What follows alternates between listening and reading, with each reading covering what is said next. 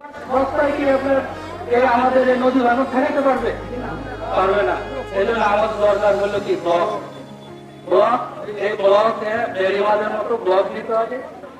আপনার মাননীয় এমপি মহোদয় যে প্রজেক্ট করেছেন বাবুগঞ্জ মুলাদি সহ, ওই প্রজেক্টে যাতে আমাদের এই অংশটা ঢুকেন আমরা চেষ্টা করব, ঢুকানোর চেষ্টা। কারণ 300 কোটি টাকা প্রজেক্টে বাবুগঞ্জের এলাকা, মুলাদির ওই সাইড এলাকা, এই পাশে এলাকা, ওই হিসাবে আমাদের এই এলাকা বাদ পড়ে যেতে পারে।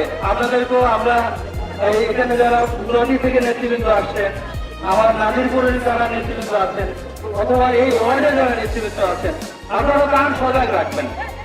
আপনাদের দায়িত্ব আছে জানানো, যাতে করে ওই 300 কোটি টাকা প্রজেক্টের ভিতরে আমাদের এই অঞ্চলকে রক্ষার জন্য আল্লাহর রহমতে আপনার এটার মধ্যে ঢুকে সেই ব্যবস্থা যাতে হয়। আমি আর আমার কথা বাড়াবো না। পরিশেষে আপনার একটা কথা বলবো, সেটা হলো সবাই সবার জন্য দোয়া করবেন।